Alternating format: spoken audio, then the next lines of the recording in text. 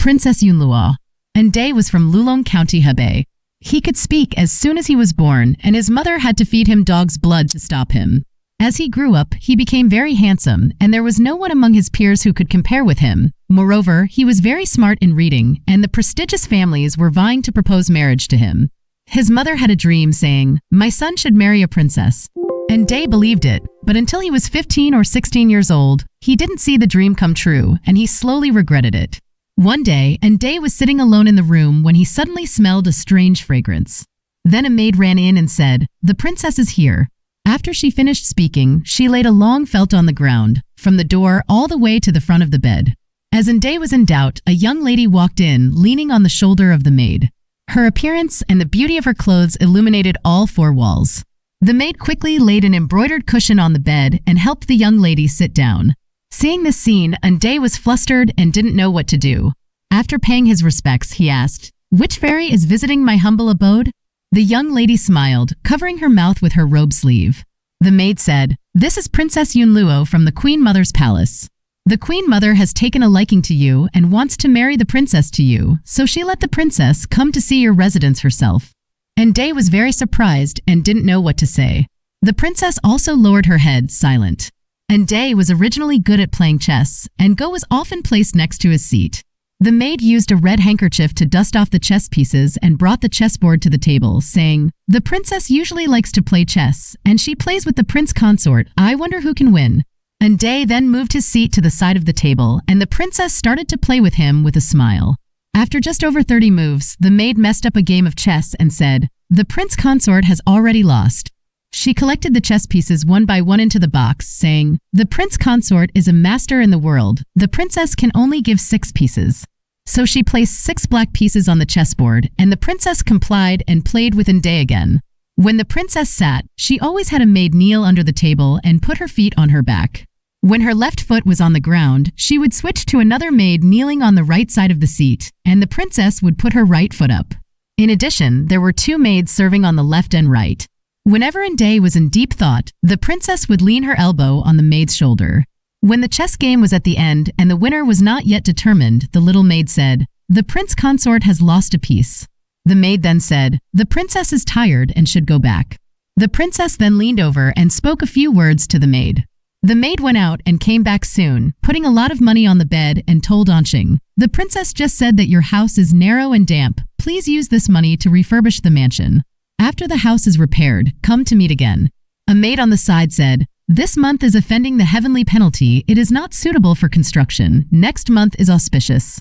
The princess got up and wanted to leave. Anqing quickly got up, blocked the way, and closed the door. I saw the maid take out something that looked like a leather raft, blow it on the spot, and emit clouds of smoke. Immediately, the clouds enveloped all around, and nothing could be seen in the dimness. When I looked for it again, the princess, maid, and maid were gone. After Anqing's mother knew about it, she was suspicious that it was a demon. But Anqing dreamed of it at night and could no longer bear to part with Princess Yunluo. He was eager to repair the house well, and he didn't have time to consider whether it was offending the heavenly penalty. He urged the repair day and night, set a deadline, and finally renovated the house. Before this, there was a scholar from Luanzhou named Yuan who lived in a lane near Day's house and had visited with a famous post. Anqing rarely interacts with people, so he excuses him out. He also visits him when Yuan is not at home. A month later, the two met outside the door and saw that Yuan Daong was a young man in his 20s, wearing a single gown, tied with a silk belt, and wearing black shoes, looking elegant. Day talked to him a few times and found him very gentle and upright. Anqing liked him very much, so he politely invited him to sit in the house. The two entered the room, and Day asked Yuan to play Go with him, and the two had their own victories. Then, they set up wine to entertain, and they talked and laughed very happily. The next day, Yuan Daong invited Anqing to his residence, presented delicacies of mountains and seas, and entertained him warmly. Yuan's family had a 12 or 13-year-old boy who could clap his hands and sing fresh songs, and could jump and bounce, performing various skills. Anqing was drunk, and Yuan let the boy carry him back.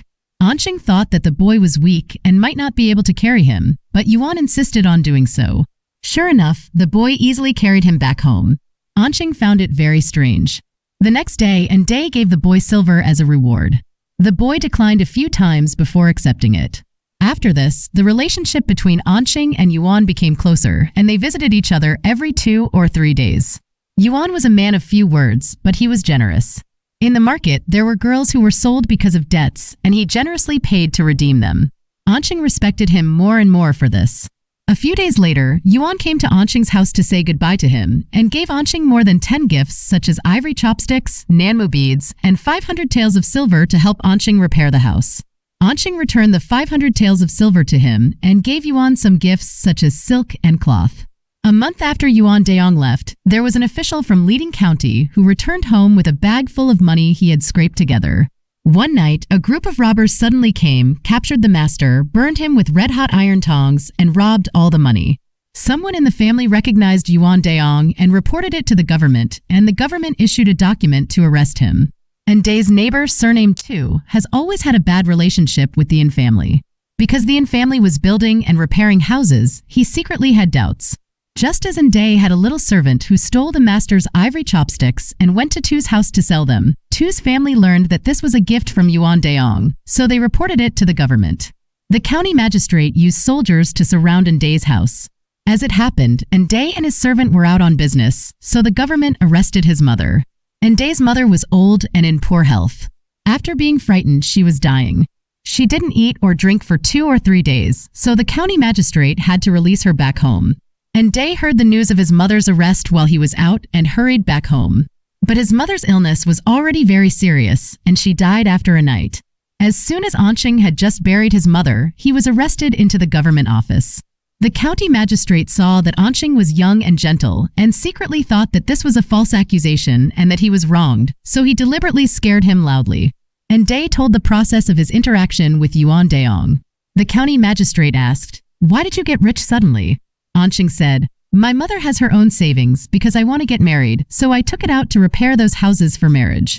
The county magistrate believed it, recorded his confession, and sent him to the prefecture. The neighbor, who was a butcher, knowing that Day was safe, designed to bribe the escort and let him kill Day on the road.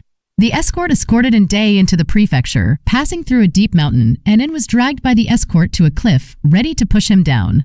In the critical moment, a tiger suddenly jumped out of the grass, killed the 2 escorts, and carried Anqing away in its mouth.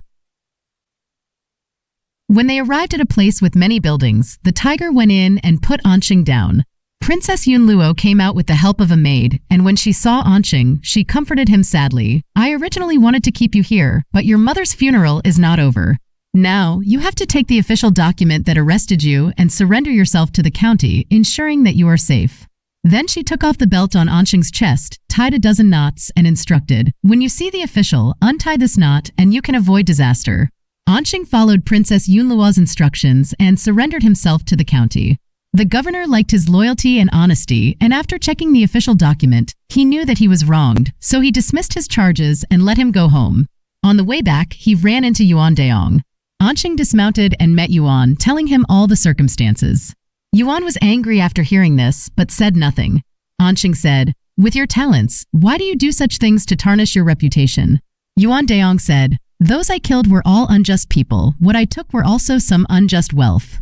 Otherwise, even if the money is discarded on the road, I will not take it. Your advice is of course correct, but should people like your neighbor with the surname Tu still be left in the world?" After speaking, he left first. Anqing returned home, held a funeral for his mother, and then closed the door and no longer interacted with the outside world. Suddenly one night, a thief entered the neighbor's house with the surname Tu, killed more than 10 people of his father and son, leaving only one maid. And he swept away all the property in his house and shared it with a little boy. When leaving, the thief held a lamp in his hand and said to the maid, "You must recognize that the murderer is me and has nothing to do with others." He did not walk through the door, but jumped over the wall from under the eaves. The next day, the maid reported to the government, and the government suspected that Anqing knew the inside story and took him again. The county magistrate interrogated him sternly. Anqing went to the court, holding the knot on his chest with his hand, talking and solving it. The county magistrate could not be persuaded, so he let him go. And Day returned home, further restrained his behavior, concentrated on reading at home, and never went out. Only an old lame maid was left in the house to cook for him. His filial piety period for his mother has been fulfilled, and he cleans the steps and houses every day, waiting for good news to come. One day, he smelled a strange fragrance in the garden, and when he went upstairs, the interior and exterior furnishings were brand new. Secretly lifting the curtain, he saw Princess Yunluo already sitting inside in full makeup. Anqing hurriedly paid a visit. Princess Yunluo held Anqing's hand and said, "You don't believe in the taboo of heaven, build houses, and cause disasters. And because of the death of your mother, you have delayed us for 3 years. This is the more you want to rush to success, the more you delay. Most things in the world are like this." Anqing wanted to spend money to hold a banquet, and the princess said, "No need anymore."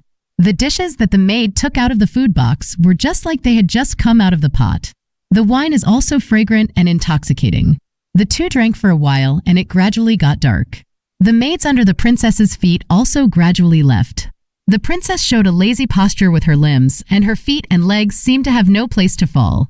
Anqing affectionately picked her up, and the princess said, "You let go for now. Now there are 2 paths for you to choose." Anqing hugged the princess's neck and asked her what was wrong.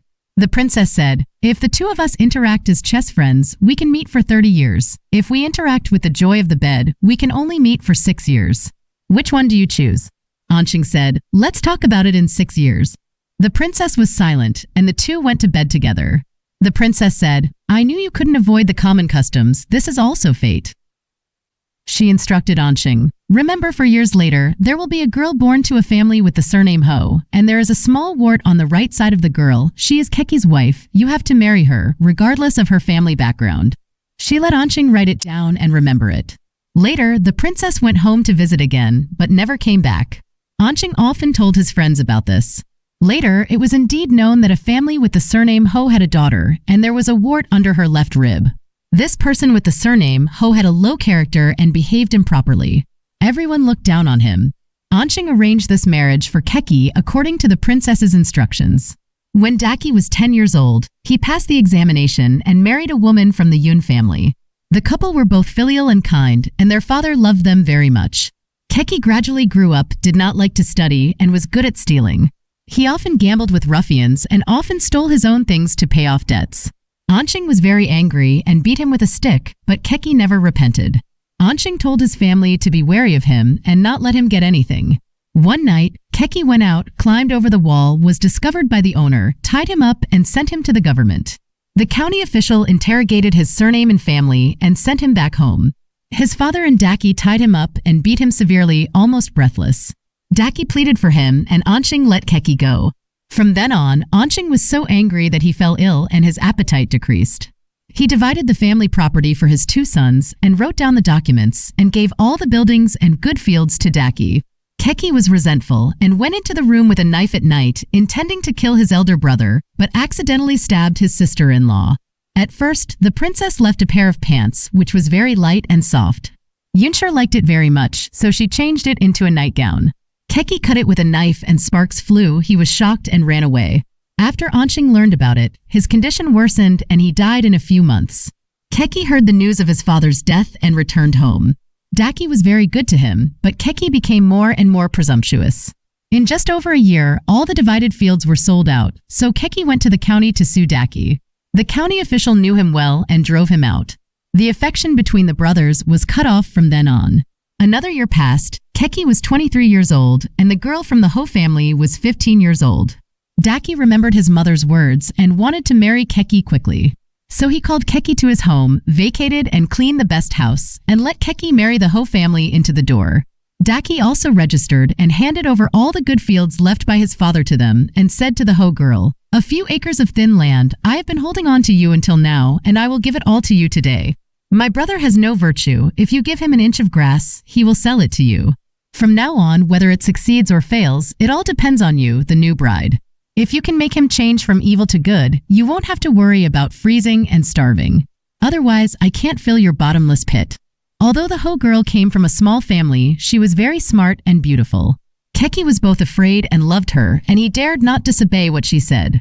Every time he went out, he came back on time. If he exceeded the time, Ho would scold him and not let him eat. Because of this, Keki's behavior was slightly restrained. A year later, Ho gave birth to a son and said, "I have no more demands on others in the future. How can a mother and son not be full with several acres of fertile land? Without you, this man, it's okay." Just as Keki stole the grain from his home to gamble, Ho knew about it. bent his bow and arrow at the door, and refused him to enter. Keki was scared and ran away. Seeing Ho enter the door, he dawdled into the house. Ho came out with a knife again. Keki turned his head and ran. Ho caught up and cut him with a knife, cut his clothes, and injured a knife on his butt, and the blood dyed his socks and shoes red. Keki angrily went to tell his elder brother. Daki ignored it. Keki had to go in grief and indignation. After a night, Keki went to Daki's house again, knelt down and begged his sister-in-law, asking her to speak to Ho and let him go home. Ho firmly disagreed. Keki was very angry and said he was going to kill his wife. Daki didn't speak. Keki got up angrily, holding a knife in his hand, and walked straight out. The sister-in-law was horrified and wanted to stop him. Daki made a wink and didn't do that. Wait until Keki is gone, then tell her. He deliberately made a look for us to see. In fact, he dare not go home. Send someone to sneak a look. Keki has entered the door. At this time, Daki changed his face and wanted to run to see. At this time, Keki walked in with a sullen face. It turned out that after Keki entered the room, Ho was coaxing the child. Seeing Keki coming in, she threw the child on the bed and found a knife in the kitchen. Keki was scared and hurried to run outside, and Ho drove him out before going back. After Daki learned the inside story, he deliberately asked Keki. Keki didn't speak, just crying in the corner. Both eyes were swollen. Daki pitied him, led him back personally, and Ho let him stay. After Daki went out, Ho punished Keki for a long meal, forced him to swear, and then let him eat with a tile basin. Since then, Keki has changed from evil to good. Ho managed the family affairs in an orderly manner, and the days became more and more prosperous, and Keki just enjoyed it. Later, when he was nearly 70 years old, his descendants were full, and Ho sometimes stroked his white beard and let him kneel and walk. Mr. Isher remarks, "A fierce and jealous wife is like a poisonous sore on the bone, and it's not over until death. Isn't it a deadly poison? However, just like arsenic and aconite, the most poisonous poisons in the world, if used properly, the onset of medicinal properties at the beginning makes people feel suffocated and confused. But in the end, it can cure hysteria, which is not as good as ginseng and poria, these mild tonics. But if it weren't for the immortals, who could see through the essence? Who would dare to give poison to their descendants?" Li Xiaolian from Zhangqiu County, Shandong, was named Shanqian. When he was young, he was unrestrained and did not care about the details. He was proficient in music, lyrics, and so on.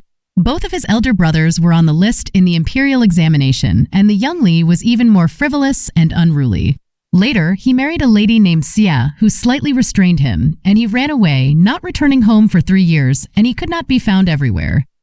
Later, he was found in a brothel in Linqing, Shandong. When his family entered the brothel, they saw him sitting facing south, with a dozen young geishas serving him. It turned out that these people were all learning music and art from him as a teacher. When he left, he accumulated a lot of boxes for clothes, all of which were given to him by the geishas. He returned home, and Mrs. Xia locked him in a room. The desk was full of books for him to read, and a long rope was tied to the bed leg, and the other end was passed through the window lattice. There was also a large bell tied to it, all tied in the kitchen. Whenever Li needs something, he steps on the rope. When the rope moves, the bell rings, and people outside will respond and send it. Mrs. Xia personally opened a pawn shop, hanging curtains inside to accept pawned clothes and estimate their value. She calculated with her left hand and wrote accounts with her right hand. The old servant helped her run outside, and from then on, the family accumulated money and became rich. But she often felt ashamed because her husband had no official position and was not as noble as the two sisters-in-law, so she locked her husband in the room to read for 3 full years, and finally Li became a filial piety. She happily said, "The 3 brothers of our Li family, 2 of them are on the list, just like 3 eggs and 2 chicks hatched. I think you are an unhatched egg, and now you are also promising."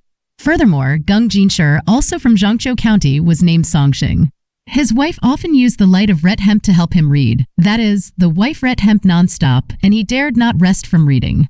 Sometimes friends and relatives visit him, and his wife often eavesdrops on them. When discussing articles, she cooks tea for them. If there is humor and ridicule, she drives the guests away loudly. Every time he took the exam and got the level of no reward or punishment, he dared not enter the door. If he got the super level, his wife would greet him with a smile. He made money from teaching private schools and gave it all to his wife, not daring to hide it at all. Therefore, when the host gave him gifts, he often calculated with the host face to face, and some people criticized and laughed at him, but they didn't know that it was difficult for him to reimburse his wife for the expenses. Later, his father-in-law asked him to teach his nephew, and the nephew entered the state school. The father-in-law gave him 10 taels of silver as a thank you gift. Gung Songsheng only accepted the money box and returned the silver. His wife knew about this and said, "Although he is the closest person, what is the purpose of teaching?" She urged him to return the silver and give it to her. Gung was uneasy in his heart, but dared not argue with his wife. He was always sorry in his heart and wanted to repay his father-in-law secretly in the future. Later, he paid less money to his wife every year when he went out to teach. After more than 2 years, he got a lot of money. One day he suddenly dreamed that someone told him, "Tomorrow you will climb high and the number of silver will be made up." The next day, he tried to climb high and look far, and he did pick up the silver, which just matched the amount of money he lacked, so he returned the money to his father-in-law.